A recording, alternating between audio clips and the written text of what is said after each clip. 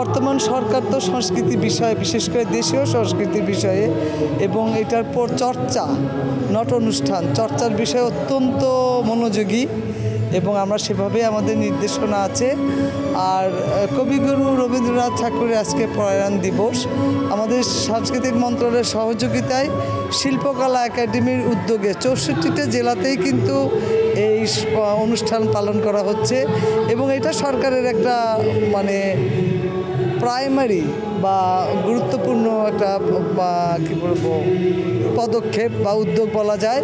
আপনারা দোয়া করবেন আমরা যেন এই উদ্যোগটা সারা বছরব্যাপী না, সারা জীবনব্যাপী বাংলাদেশের মানুষকে যেন সংস্কৃতি চর্চায় সবাইকে যেন আমরা অংশগ্রহণ করতে পারি, সেই দোয়াটা আপনারা করবেন। কবির প্রয়াণ দিবস না, কবির জীবনাবসান না, কবির জীবন দানের অনুষ্ঠান আজকে আমাদের। তার কবিকে সবসময় আমরা স্মরণ করি। কবি সবসময়ই আমাদের মাঝে জীবিত।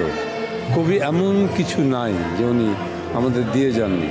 তার গানে, গল্পে, কবিতায়, সব কিছুতে, প্রবন্ধে এমন কিছু নাই যে তিনি দিয়ে যাননি।